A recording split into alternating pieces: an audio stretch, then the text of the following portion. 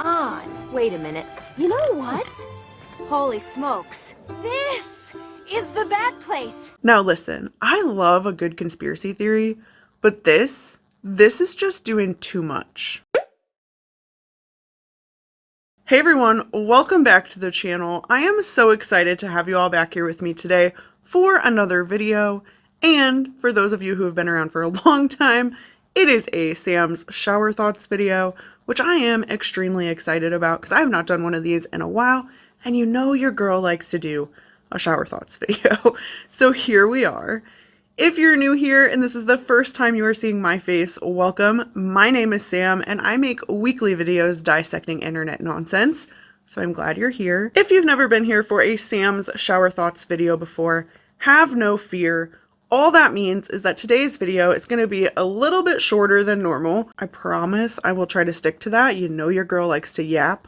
I tend to do a little bit less research and just allow these to be a little bit more flowy. It's a little bit more things that have been bugging me or have been on my mind that I just want to get out there. They're just my thoughts and opinions. It's kind of like showing you the messy inner workings of my brain. Today, I want to talk to you all about the sweet, sweet discourse happening around Torrid and them potentially closing stores, but also this weird thing that's happening, like you saw at the beginning of this video, where people are setting this up as some sort of conspiracy theory and saying that size inclusivity is just disappearing. First, let's talk about the Torrid discourse because it really is quite something. So let's start there, okay? In case you don't know what Torrid is a plus-size women's clothing brand. They began operations in April of 2001 in Brea Mall in Brea, California, offering clothing sizes 10 to 30 as well as accessories. They expanded across the US and Canada and had approximately 650 store locations in 2024. This is also the store that was used by fat activists to make the famed fatness spectrum, where a small fat would be known to wear a Torrid size 00 to 1, and where infinifats wear a Torrid size 6. Torrid has always been a staple for the plus-size community since they opened in 2001, but specifically the younger plus-size community, right? They are an offshoot of Hot Topic, which a lot of people don't know, which does kind of explain their like Disney adult skulls and florals kind of theme when you think about their roots. They were considered hip compared to their competitor Lane Bryant, who is often seen as basic, formal, and pretty corporate. Torrid was a literal lifesaver for many a plus-size girl, especially in the rural Midwest. Ask me how I know. Now that you know who Torrid is, I'm going to fast forward us from the early 2000s into the 2020s, right? Where YouTube and TikTok are booming. There's many a plus-size influencer doing a plus-size clothing haul, and Torrid is involved in that. There are many plus-size influencers doing Torrid hauls, but often when you're hearing their name on social media, it's like hearing nails on chalkboard, especially when it's coming from fat activists, because what you're gonna hear is their name and then a lot of heavy criticism. Everything plus size needs a little pizzazz. Everything plus size needs a little pizzazz. If you're gonna be big, you better give it some snazz. Everything plus size needs a little pizzazz. One of the reasons why I hate Torrid is because I was walking by it in the mall and I was like, oh, that looks like a cute sweater. And then I got up close. And what's on the button, you ask? Why? Why? I used to shop at Torrid heavy back in the day. Back when the clothes were quality. Back when the clothes were edgy. Back when the clothes had shape. Back when the clothes looked good. Back when the clothes had style. I haven't shopped at Torrid in a very long time because the designs suck. They started sucking. The quality of the clothes went down and the designs sucked. They sucked. That. I am so completely and utterly fucking over Torrid. What brands do you think are fatphobic? My gut response is Torrid. What you just said is one of the most insanely idiotic things I have ever heard. That last one really got me because what do you mean that the second brand to offer a size 6X starting in the early 2000s is fatphobic? Like, do you think that they hear themselves when they say these things? Or is it just honestly the case that spewing literal nonsense is their brand now? Like, I'm so genuinely curious because so much of fat activism is complaining that there aren't enough plus size clothes. But then we're continuously targeting the brands who are bringing us the most plus size clothes. I swear you cannot make these things up. I think, though, the most interesting fat activist in all of this discourse regarding what is currently happening with Torrid has to be coming from Mighty Murphin Fashion Ranger. And now, if you don't remember who she is, let me go ahead and give you a brief introduction. Her name is Christine, but she goes by Mighty Murphin Fashion Ranger, or MMFR for short, on TikTok. She describes herself as a queer, mid-30s wife who is a fat liberation and neurodiversity advocate. Her content has always been heavily focused on plus-size fashion topics, including why plus-size brands shouldn't charge more money for their product, and how they should all have to carry up to a size 9X. She is also known for inserting herself into many a TikTok drama and responding to her haters in an effort to educate them. Sound familiar? I said, oh, jump scare. Now, one of the reasons that she is so fascinating as a part of this discourse is that she is constantly criticizing Torrid on her platform. I just want to clarify that never have I said that Torrid is like perfect and praised them for being like an amazing brand and supported them wholeheartedly without criticism. I have criticized them a lot, actually. And then when news broke in early March that Torrid might be closing some of their store locations, she will become the perfect case study for how quickly they will backtrack. Well, it is worse than we initially thought. 180 stores. Initially, back in March or April, they said they were probably closing about 40 to 50 stores, and this was on like a quarterly call for the company. I had talked about this about a month ago because there was a store manager who posted about her particular store closing. There were emails going out about stores closing, but they hadn't actually said anything official to their customers yet. There were just articles going around based on that quarterly call where they announced it. So yesterday, I came across this statement that they finally put out on social media. You can pause to read this. But then last night, I come across this article that says, it's worse than we thought, 180 stores. So they currently have 632 stores, and they're planning on closing as many as 180 locations this year, which is far more than what they initially announced. But herein lies the problem. When people like me, people like Samira, people like Saucy West talk about fighting for inclusivity and people don't want to hear it, that's the problem. Because Torrid still, to this day, is one of the only surviving brands that carries up to like a 5-6X. All these other places that people suggest typically only go up to like a 3X, which, yeah, that's great for those people who only fit into a 3X or under, but what about the rest of us? We already have very little access to clothing, and it's just getting worse. And I understand the complaints. They're too expensive. They're not trendy. Like, I get those things.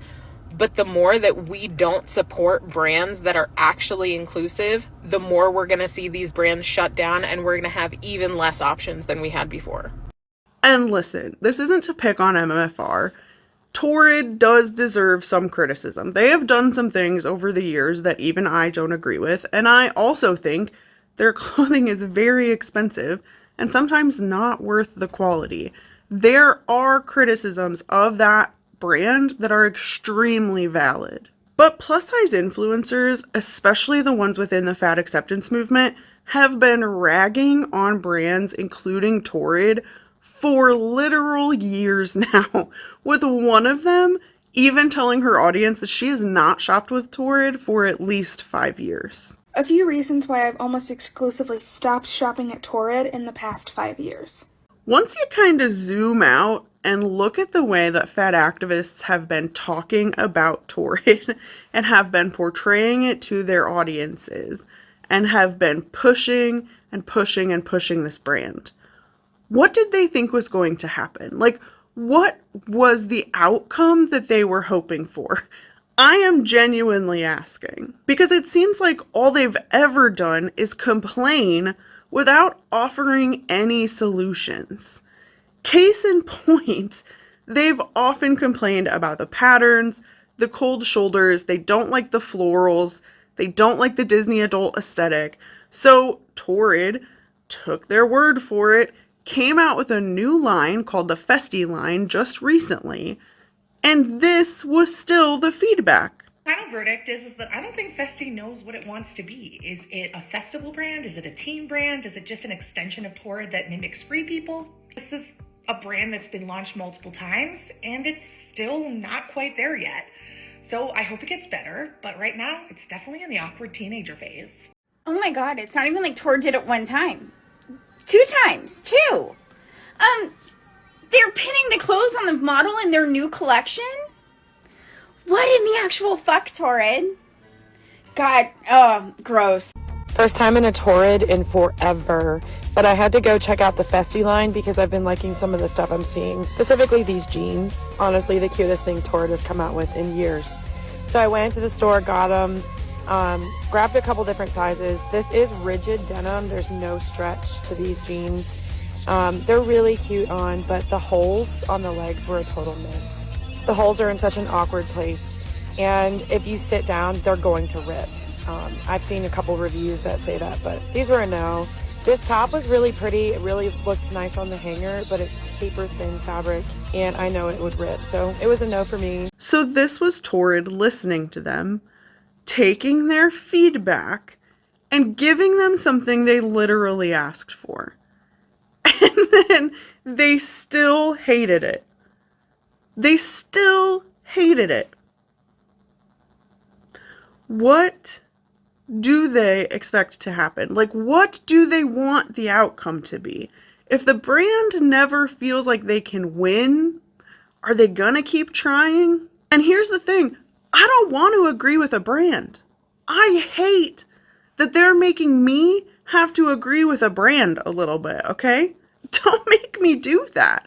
But also, zoom out and look at what you're doing in the grand scheme of things, please, fat activists. I don't understand how they can't see this. It's a pattern and a bad one. But also, when you think about the fact that more and more people are choosing to shop online rather than in brick and mortar retail, is it really a mystery why they might be closing retail stores? There is one thing about this sort of discourse that does really actually get under my skin, and it is the fact that influencers are driving this and these conversations and some of this negativity, right? As we've seen, they have been overtly negative for multiple years now. But what will end up happening is that this and these closures won't actually affect them very much. It will affect the women in their audiences and also just everyday women who are trying to live their lives, maybe completely offline. Torrid closing their stores is going to be a blip on these creators' radars, right? They're going to complain about it for approximately 2 weeks, maybe a month tops, and then they're going to move on. They're going to go back to doing insane clothing hauls, showing off their closets. So much clothing. A problematic amount of clothing. An amount of clothing no one person could ever wear in an entire lifetime. I have a pharaoh's wardrobe for no reason. And being sent clothing by these very companies.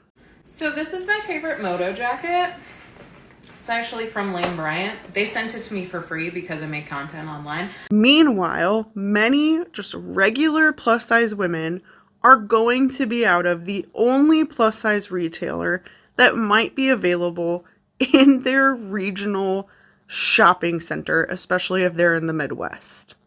And all of this feeds directly into the woman we saw at the very beginning of this video, who was trying to say that all of this is feeding into some larger conspiracy theory against plus size people, rather than calling it what it is. Plus size influencers have been complaining about and denigrating Torrid for years, literally telling their audiences that they do not shop there and will not shop there, and then putting down and giving bad reviews of the new collections that they asked for. This is a natural conclusion to years and years of their madness. I feel like influencer culture is a plague on society, especially when it comes to plus size fashion, and specifically when it comes to those plus size fashion platforms that are run by fat activists. When you watch their content, there is nothing hopeful about it. It's all complaint and no solutions. No brand is ever inclusive enough, no clothing ever fits right, and it's always someone else's fault. They're not actually trying to drive real change. What they're doing is farming outrage for clicks and content.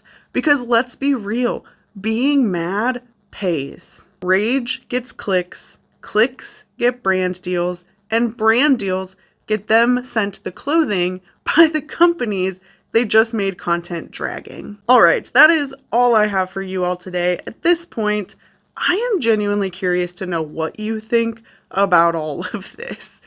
Do you think that this is a part of some larger conspiracy theory against plus size people? Are you a plus size person who shops at Torrid, and are you generally sad to see that they're going away? Or is this, again, just the slow decline of brick and mortar retail?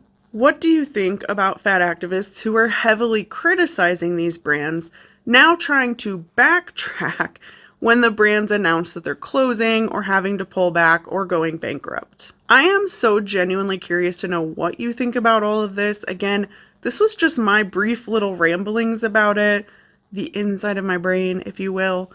I am curious to know if you've been following this and what you think, because you all always have such great opinions and you always come so prepared.